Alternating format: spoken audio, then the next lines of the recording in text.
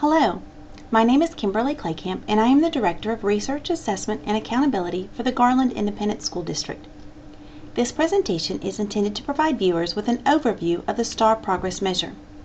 Before we begin, it's important that viewers understand that there are two types of progress measures currently in use in Texas school accountability: the STAAR Progress Measure and the ELL Progress Measure. We will only be covering the STAAR Progress Measure in today's presentation. This is a sample of a STAAR Progress Measure value table. This specific table was used during the 2014 accountability year. You will notice that the rows represent assessments for which the STAAR Progress Measure can be calculated, in this case mathematics and reading. The columns indicate specific values required during the Progress Measure calculations. I'd like to pause our presentation for just a moment and share with you some important changes to the Progress Measure calculations for the 2015 accountability year.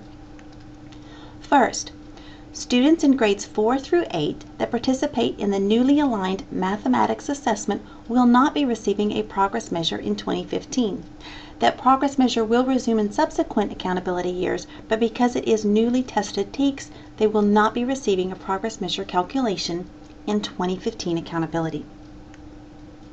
Next, any student in 2015 that is assessed with the new STAAR Alternate 2 assessment will not be receiving a progress measure in any of the content areas because this is a newly redesigned assessment. Similarly, the STAAR Modified is no longer an offered assessment. And because of that, students that tested in 2014 or last school year with the STAAR Modified assessment will not be receiving a progress measure in the 2015 accountability calculations. And finally, new to the system in 2015 will be the inclusion of writing. This will be a progress measure calculated from the performance on grade 4 writing to grade 7 writing. This is a flowchart provided by TEA that outlines how the STAAR Progress Measure calculations are made. Before proceeding through the flowchart, there are several conditions that must be met. First, in order to receive a STAAR Progress Measure, students must have a current year and a prior year score. So any student that was absent last school year or that is absent this school year will not be eligible to receive a STAAR Progress Measure. Next, the two scores must be in successive grade levels or courses. Thus, any student who is retained in the same grade as last year will not be receiving a STAAR Progress Measure. Third, those two scores must be from the same test version, so a STAAR assessment in 2014 to a STAAR assessment in 2015. This is the reason why STAAR Modified students that tested last year will not be receiving a STAAR Progress Measure in 2015 because the STAAR Modified assessment is no longer offered. And finally, the fourth condition only applies to reading and writing. For reading and writing, the scores must be taken in the same test language version, so in English to an English or a Spanish to a Spanish. Once all of the conditions are met, we're ready to proceed through the flowchart. To assist us, I've copied a sample from the STAAR Progress Measure table that was displayed on the previous screen. You can see that the current year test provided on this sample includes grade 6 reading, grade 7 reading, and grade 8 reading. I've also captured a sample student performance data. This sample student in 2013 tested with the grade 5 English reading assessment. They earned a raw score of 24, which correlated to a scale score of 1438. Unfortunately, this student was a level 1 student or not passing. This same student in 2014, the subsequent year, was a grade 6 reading participant. The student earned a raw score of 31, which correlates to a scale score of 1564. The student did earn a Phase-In 1 Level 2 performance standard. So now, using the sample student, we're ready to proceed through the flowchart. The first step in the flowchart is to look at the student's current year raw score and determine if that student's current year raw score falls within the top score range. If the score does fall within the top score range, then we would get an exceeds progress indicator for this student. If we refer to the table at the bottom, you can see that on the 6th grade reading assessment, The top score range is a correct response rate of 46 to 48 of the assessed items. Our student earned a raw score of 31 on the grade 6 reading assessment and therefore did not perform in the top score range, so we need to proceed through the flowchart.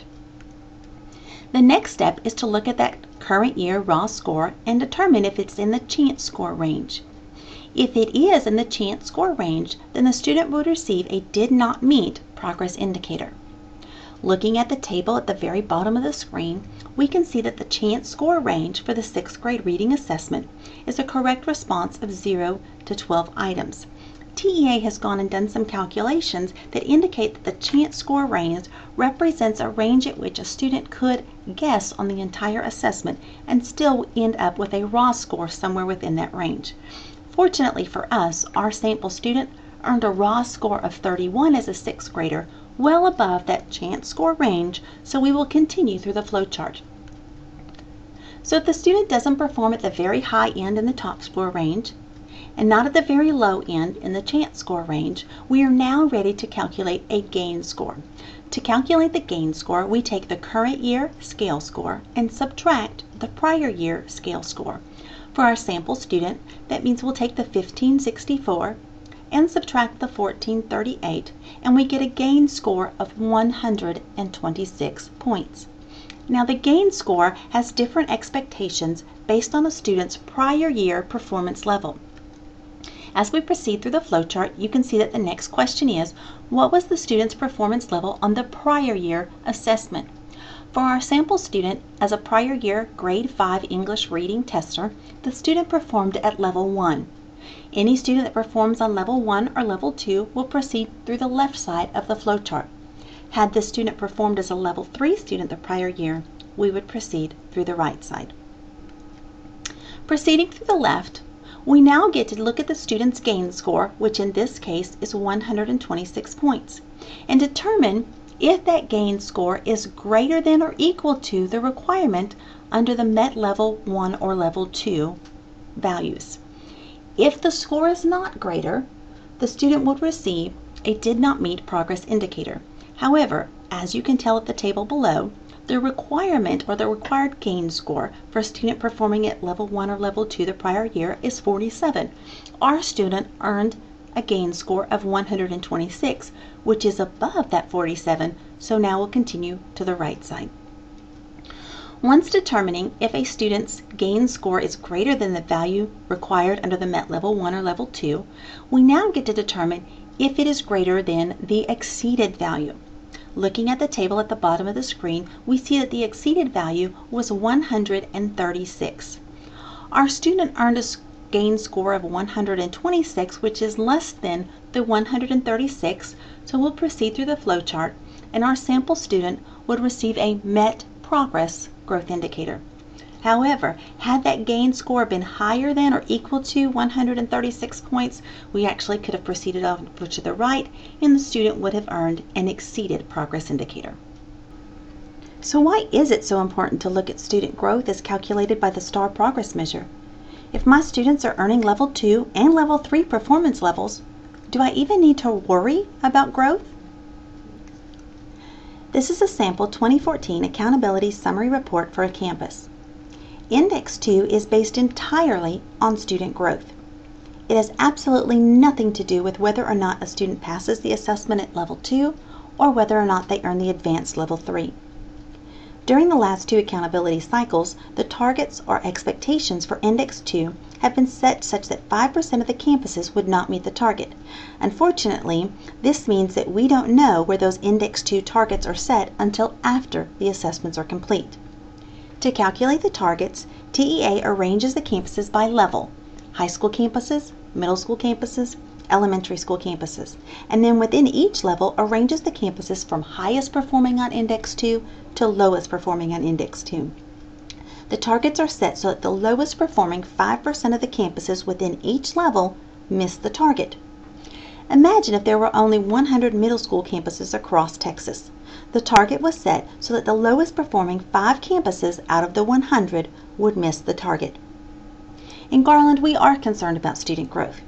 We had one campus that missed the 5% target on Index 2 by a single point. We have 2 Garland ISD middle school campuses that were above the target by a single point and 2 more that were above the target by 2 points.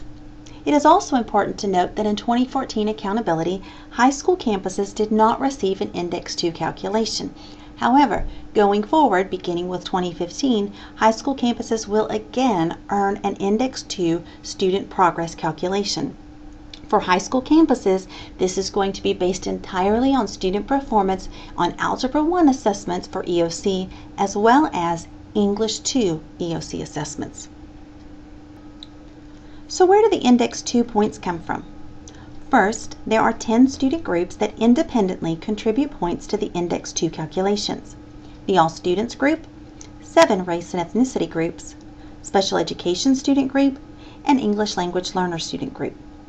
For groups to contribute points, they must have at least 25 students with a calculated progress measure. So on the screen, you can see that American Indian students, Pacific Islander students, and 2 or more races students at this sample campus are not contributing points in reading or in mathematics because they do not meet the minimum size requirements. Campuses receive 1 point credit for every percentage of students that meet the progress and 2 points credit for every percentage of students that exceed progress. This is an Index 2 calculation report from 2014. You can see that weighted points were earned in the area of reading and mathematics. Let's take a look at the reading points. This campus had 686 students in their All Students group that met all of the required conditions in order to receive a Reading Progress Measure score. Of those, 349 students, or 51%, met or exceeded the progress indication. In addition, 69 students, or 10%, exceeded progress. Those 69 students are included both in this row as well as the row above with the 349 students. Thus, that's how we're earning the double points credit. For each student group that meets minimum size requirements, points are earned by combining the 2 percentages together.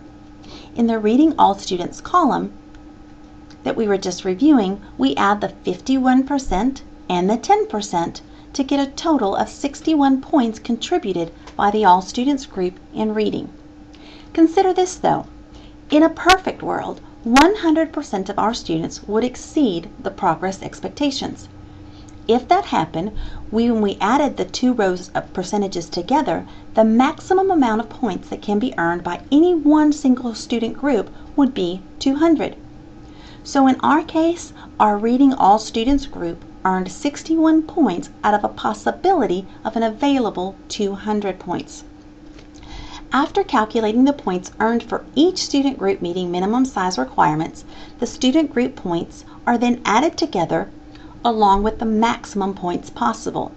So you can see that in reading, we earned a total of 413 points out of a possibility of 1,400 points from our 7 student groups.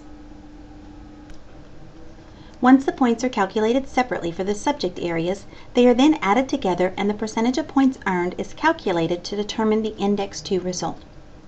In this case, this campus received 30 Index 2 points.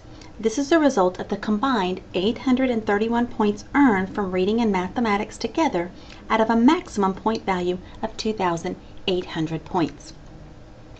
Before we leave this slide, I'd like to draw your attention to a few important understandings related to the calculation of the 2015 Index 2 student progress in the accountability system. For elementary campuses in 2015, your Index 2 student progress calculations will be based on student progress in reading and mathematics, with each one of these content areas contributing 50% of the Index 2 calculation points. For middle school campuses, your 2015 Index 2 student progress calculations will be based on student progress in the content areas of reading, mathematics, and writing. Each one of these 3 content areas will be contributing 33.3% of your Index 2 points overall. For high school campuses, your Index 2 student progress calculations in 2015 will be based on student progress as measured by the English 2 end of course assessment and your Algebra 1 and of course assessment, with each one of these two tests contributing 50% of your Index 2 calculations. For the English 2 end of course, student progress is going to be measured as change from English 1 performance last year in 2014 to English 2 performance this year in 2015. For your Algebra 1 testers this year, those calculations are going to be based on the growth and improvement seen from your 8th grade testers last spring in 2014 to your spring Algebra 1 testers in 2015.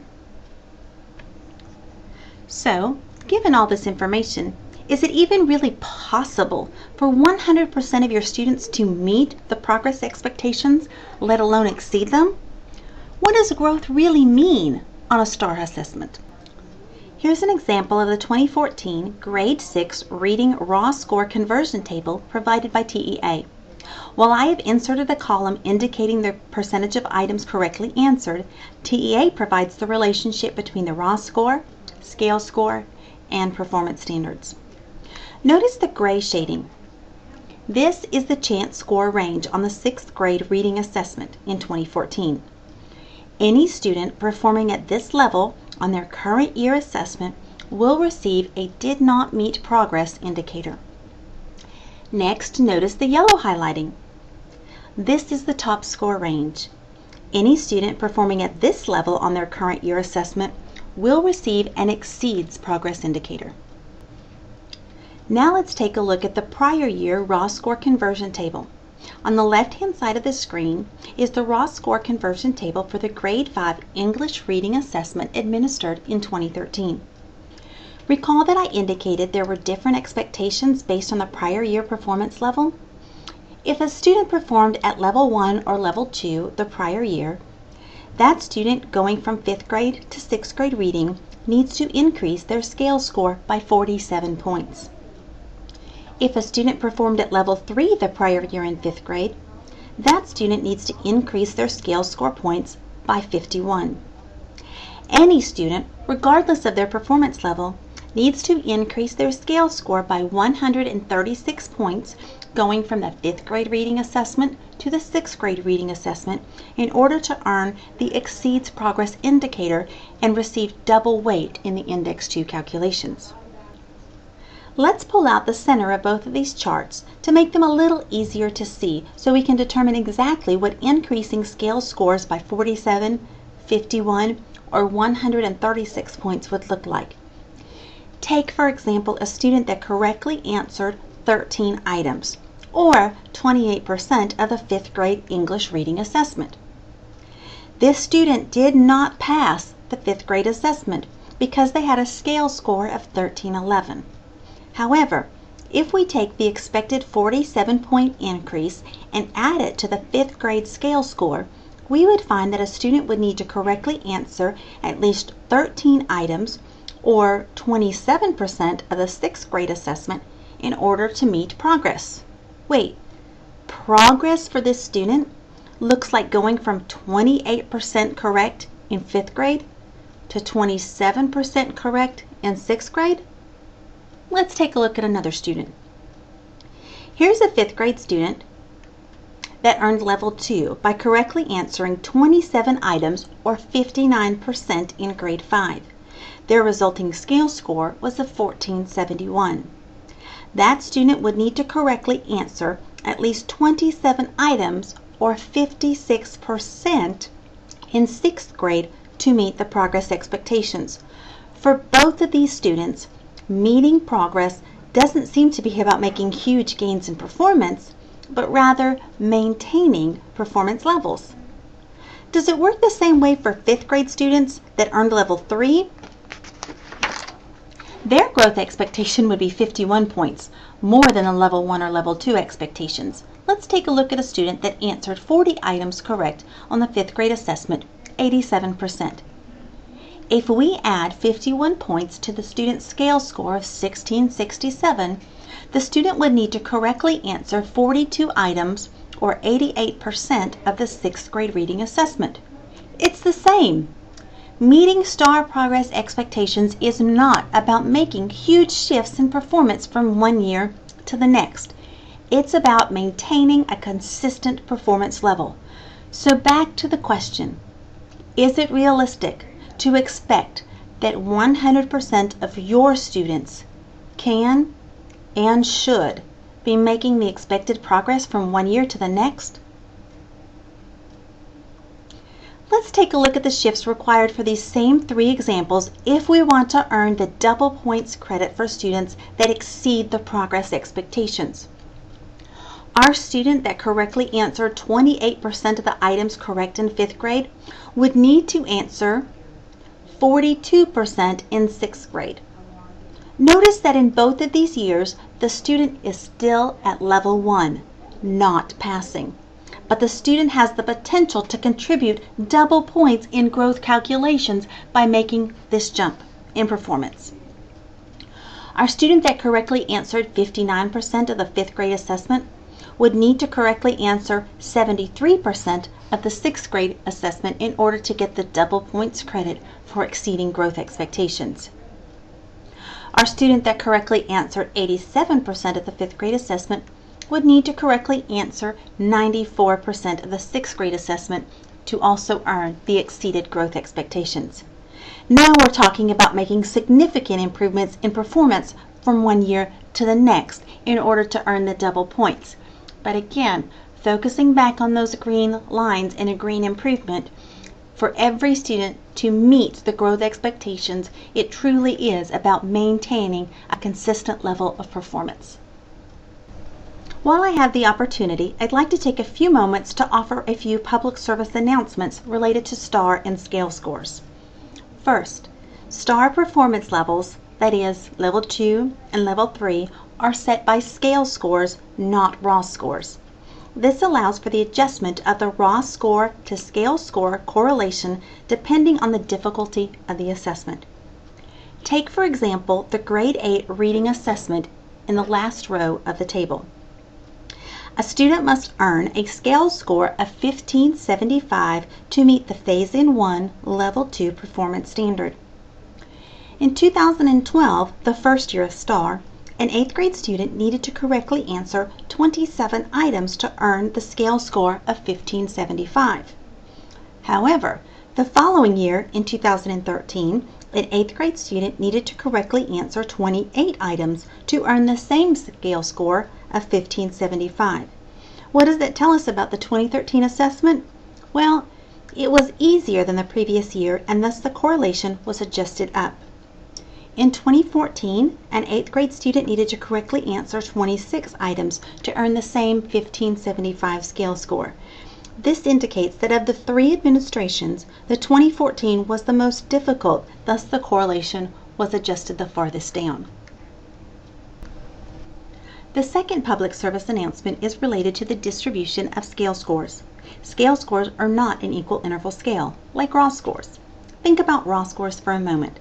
The distance from 1 to 2 is exactly the same as the distance from 12 to 13, much like a ladder that you would use to get to the roof on your house. The distance between each step is identical. A scale score is distributed very differently. The distance between the scale score associated with answering 0 items correct, the first diamond on the left of each of the line graphs, and 1 item correct, the second diamond, is quite larger than the distance between the scale scores associated with answering 12 items correct and 13 items correct. As you move from the left of the line graph towards the center, the distance between the diamonds decreases. It spreads back out as you move from the center to the right. Interestingly, if these line graphs were balloons and I could inflate them, the result would be a bar graph that mirrors a bell curve. I'd also like to draw your attention to 2 of the colored diamonds on each one of these line graphs. You may have noticed that there is a green colored diamond. That indicates the current Phase-In 1 Level 2 passing standard. The blue diamonds indicate the Level 3 performance standard.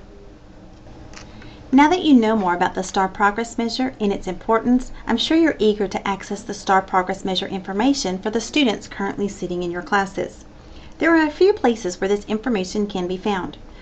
First, after each STAAR administration, campuses receive a confidential campus roster that details information for each assessed student. The information provided includes the student's scale score and performance level, but columns are also included for indicators of the STAAR Progress Measure as well as the ELL Progress Measure. Within both of these columns, you'll notice the following three values. A 0 indicates that the student did not meet progress. A 1 means that the student met the progress expectation, and a 2 indicates the student exceeded it. It's worthwhile to note that a student will receive only one of these progress measures and not both. I'd like to draw your attention to a couple of students. Notice Daniela. Daniela met the Phase N1 Level 2 performance level. She passed, but she didn't earn Level 3. In addition, she did meet the expected progress. Next, take a look at Emily. Emily did not meet the Phase N1 Level 2 performance standard. She didn't pass. However, she did meet the expected progress and will add points to the Index 2 calculations for this campus. Finally, let's take a look at Prada's performance. Prada met the Phase N1 Level 2 performance level. Her scale score of 1689 is actually at the final recommended Level 2 passing standard. However, even though she's performing at this very high level, she did not meet the expected progress, which means that her score will not be contributing any points to the Index 2 calculations. Unfortunately, teachers don't always have access to those confidential campus rosters. So, in an effort to provide greater access to this information, Progress Measure performance is provided in SCHOOLNET. The information can be accessed on a student profile under the Standardized Assessment tab and by clicking on the Details next to the STAAR Summary. On the Details screen, if a progress measure is available, that information will be displayed on the left. If the student received an ELL progress measure, it will be reported in the same place. Remember, a student will have one or the other, not both. You may have some instances where you will not see either one of these progress measures available for a student. In that case, that means that a progress measure could not be calculated, probably because the student did not have a prior year score. While it's definitely exciting that this information is available in the student profile, many teachers, particularly secondary teachers that may have 100+ students, do not have sufficient time in their day to look at each child's SCHOOLNET profile. So, a report has been created within SCHOOLNET to provide progress measure information, STAAR Progress Measure and ELL Progress Measure, for all of the students you teach in one report. To access this report, you can click on School and District Data and then select Report Bank. Make sure that the next screen shows that you are at your area and your campus. The progress report should be under a heading labeled STAAR Reports. In addition, we realize the value of the landing page, so a new section has been added to the left side of your landing page, identified as Report Bank. You should see the 2 STAAR Progress Measures in the list of available key reports. Keep in mind that the STAAR assessment is administered one time each year. One of our goals is to be more proactive with the ongoing monitoring of student progress. One tool that you have to monitor student progress is the SCHOOLNET system. SCHOOLNET provides the ability to acquire summary statistics based on local assessments. To get to the summary statistics, under the Classrooms option in the blue menu bar, select Student Performance. You'll need to be sure that you have a teacher, course, and assessment selected in order to view the summary statistics. Once the summary statistics information is populated, the last column in the table provides the standard score.